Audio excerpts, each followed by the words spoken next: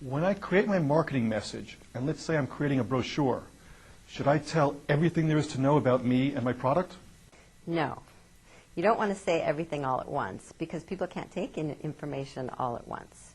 In fact, if you think about how people use their attention, it's in more and more little bits and pieces.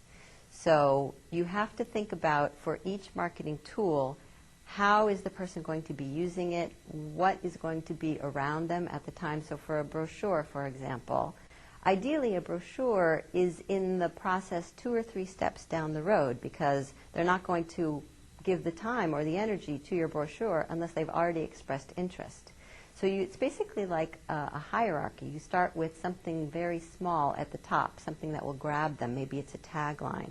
Maybe it's through email, a subject line. And then once they respond to that, you give them a little bit more, and then a little bit more, and a little bit more. So wherever the brochure is in the process, you tell them just enough, because that's when they're ready to read and find out more, but not everything. That can come little by little later. Does my message change by the media used? For instance, would I have the same information in my brochure as I do in my telephone book advertisement? It should resemble it, but it shouldn't be exactly the same, again, because of how people take in different kinds of information.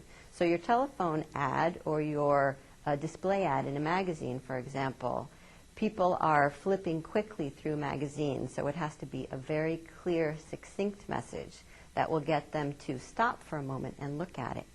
But then, if it's in a brochure, you have more time and you can say more and you can elaborate with details. What are the steps for creating an action-oriented message?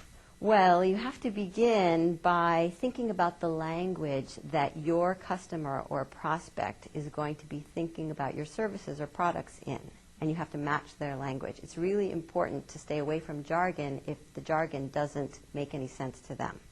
So understanding where they're coming from and what they're going to need to hear is the first step.